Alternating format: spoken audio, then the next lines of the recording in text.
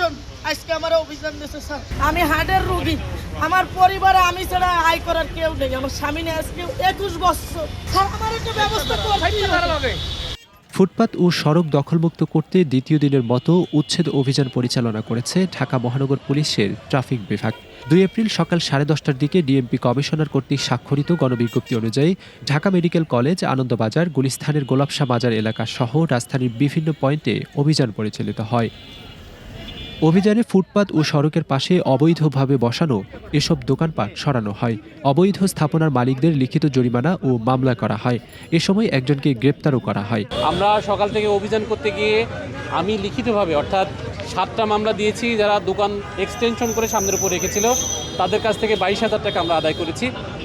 আর আমাদের যারা রং পার্কিং করেছে ওনাদেরকে আমরা ভিডিও মামলা দিয়েছি 40টার মতো, এবং লিখিতভাবে অর্থাৎ যারা কাগজপাতিতে রং আছে এরকম আমরা 10টা মামলা দিয়েছি। টোটাল ট্রাফিক থেকে 50টা মামলা এই পর্যন্ত আমরা দিয়েছি। প্রশাসন আগেও ফুটপাত দখলকারীদের উচ্ছেদ করতে অভিযান চালিয়েছে, কিন্তু উচ্ছেদের পরেও ক্ষুদ্র ব্যবসায়ীরা পুনরায় সেখানে অবৈধ স্থাপনা গড়ে তুলেছেন। ডিএমপির রমনা বিভাগের special metropolitan magistrate Imran Ahmed জানিয়েছেন, এই ধরনের পুনরাবৃত্তি ঘটলে কঠোর ব্যবস্থা নেওয়া হবে। আগের অভিযানগুলো আমরা করেছি, আমরা আস্তে আস্তে কঠোর হচ্ছি, আমরা আরও কঠোর হব। কঠোর থেকে কঠোরতার সিদ্ধান্ত তাদের এখানে নিতে হবে। আমরা তাকে বোঝাচ্ছি, বিভিন্নভাবে বোঝানোর চেষ্টা করছি।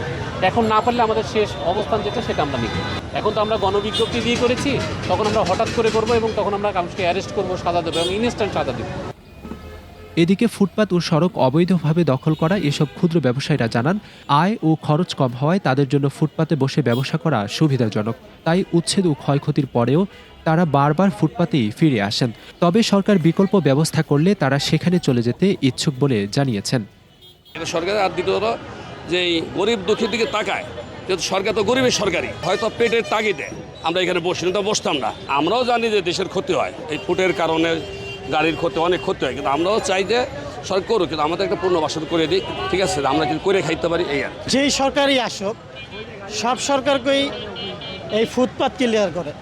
এখন সব সরকারই যদি ফুটপাত ক্লিয়ার করে, আমাদের পক্ষে তো কোনো সরকার নেয় না। ঠিক আছে, আমরা ফুটপাতে আমরা দখল করে নাহলে বসছি। কেন বসছি? যে আমাদের চালানপঞ্জি নাই কারণে বসছি। আর ফুটপাতে কোনো খরচ দিতে হয় না, এই বিষয়ে আমাদের সুবিধা ফুটপাতে দোকান করে। এদিন রাজধানীর 8টি স্থানে অভিযান চালায় ডিএমপি। রাজধানীর শ্যামলী রিং রোডে ফুটপাত ও সড়ক দখল করে থাকা ছোট ছোট দোকান উচ্ছেদ করা হয়। এ সময় আসমা নামের এক অস্থায়ী ব্যবসায়ী কান্নায় ভেঙে পড়েন। আমার একটা ব্যবস্থা করতে হবে। আমার ছেলের কালকে অপারেশন, আজকে আমার অভিযান দিয়েছে স্যার। রবিবার আমার ছেলের অপারেশন।